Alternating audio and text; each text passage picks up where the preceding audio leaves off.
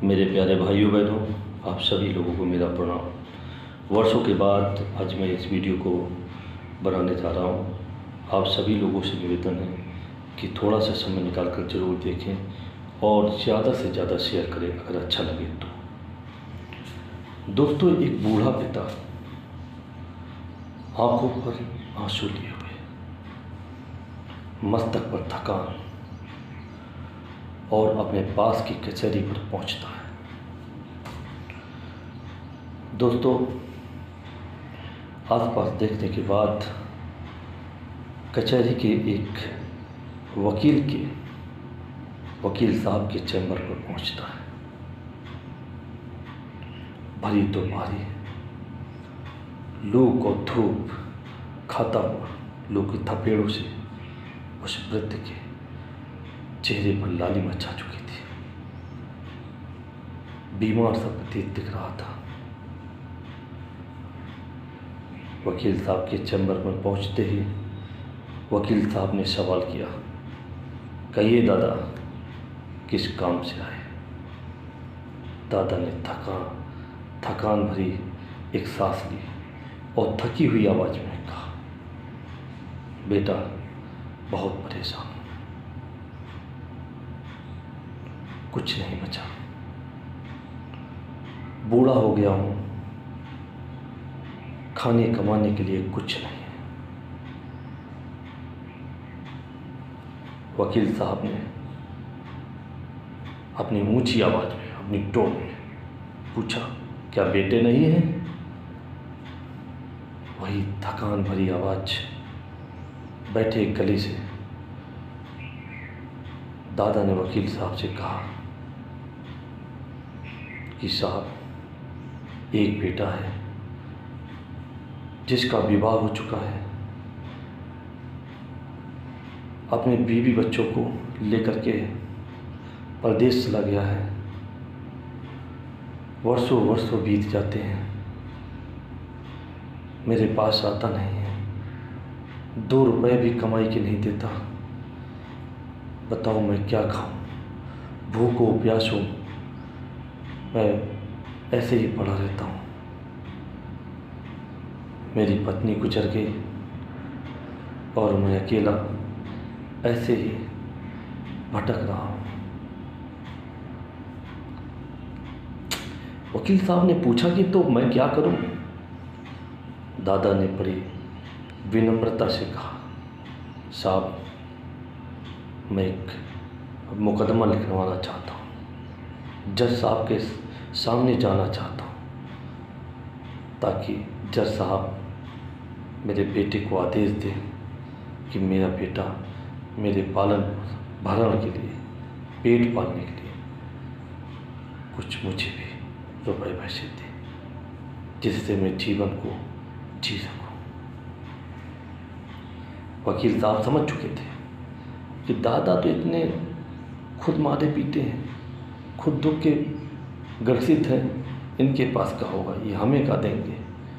तो वकील साहब ने दादा को कहा, जाओ जाओ जाओ, हम ये सब नहीं कर पाएंगे। वकील साहब जान रहे थे कि हमें तो कुछ मिलेगा नहीं। बेचारा दुख का मारा आदमी क्या करे। बुजुर्ग वृद्ध दादा वहाँ से निकले और कचहरी के दूसरे चैम्बर में पहुँचे।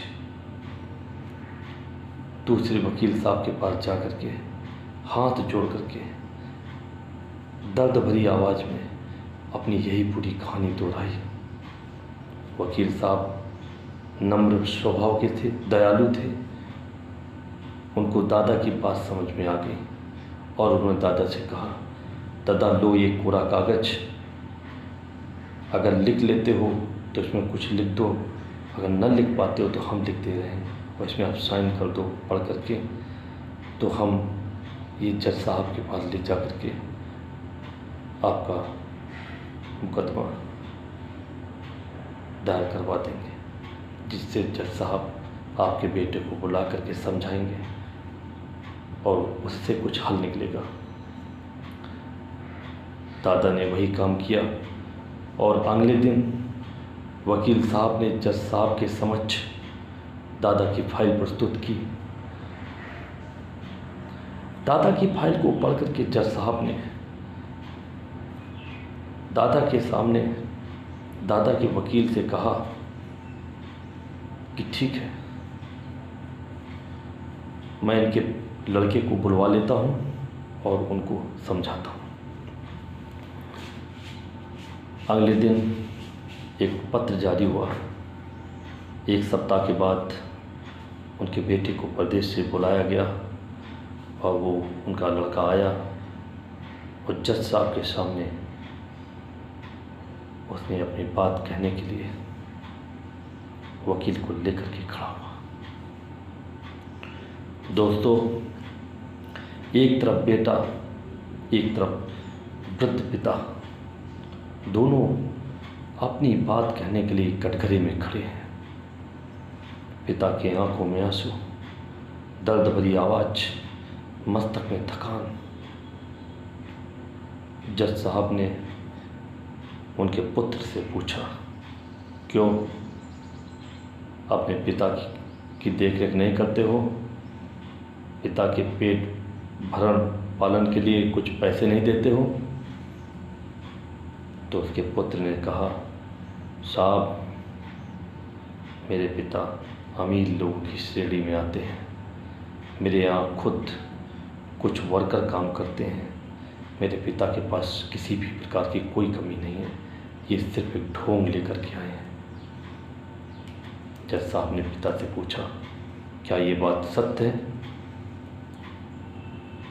पिता एक उदासी चेहरे से, ऐसा लग रहा था कि हृदय चिघाड़ लगा लगा के रो रहा हो। दादा ने जज साहब से कहा, साहब, बात तो सही है, लेकिन बेटे का भी तो फर्ज है कि पिता को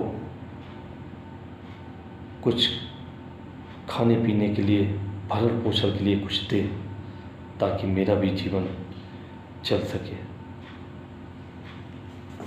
जज साहब ने कहा, बताओ कितना चार्ज लगा दें आपके बेटे के ऊपर, जिससे आपका भरण पोषण अच्छे से चल सके। बुजुर्ग पिता ने अपने बेटे की तरफ देखा और नम्र, दुखी भरी आवाज़ से हाथ जोड़ करके जज साहब से कहा, जज साहब, मेरे बेटे से कहिए, आदेश करिए कि प्रति माह की पहली तारीख को अपने पिता को सिर्फ 1 रुपये भरण पोषण के लिए दे दे, बस, और कुछ नहीं चाहिए।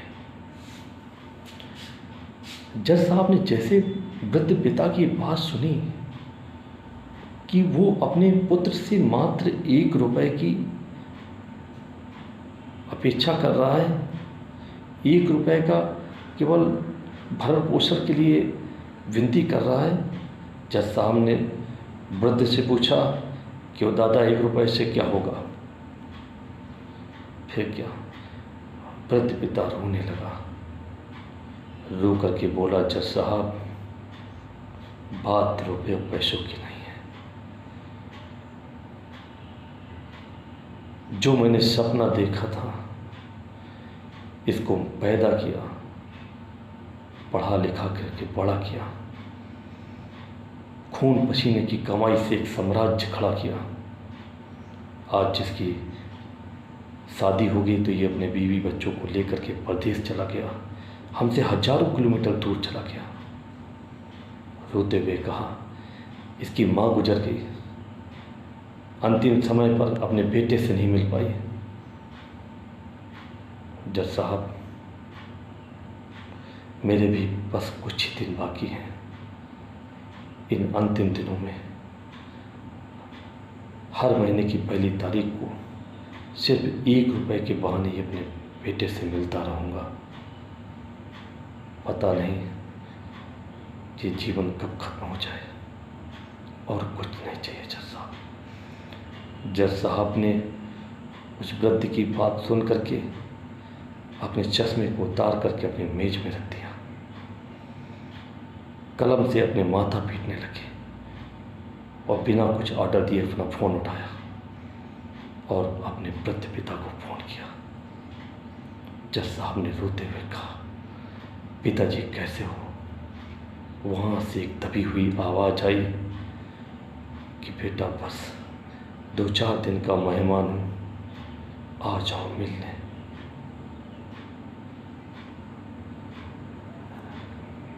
इस कहानी के माध्यम से मैं सभी लोगों से ये कहना चाहता हूँ कि अपने माता पिता का ख्याल रखो। दोस्तों, ये अनमोल रत्न हैं, ये जीवन में दोबारा नहीं मिलेंगे। आपको पैदा करके आपके लालन पालन से पढ़ाई शिक्षा दीक्षा तक इन्होंने कितनी मेहनत की, कितने सपने बुने होंगे। आज कुछ बेटे ऐसे हैं कि अपने माता पिता को वृद्धाश्रम तक का रास्ता दिखा रहे हैं, अपने बीवी बच्चों में खुश हैं, माता पिता का कोई ख्याल नहीं है। अरे दोस्तों, माता पिता आपसे कुछ नहीं चाहते, सिर्फ वो आपको 2 पल देखना चाहते हैं, 2 पल देखना चाहते हैं। नमस्कार।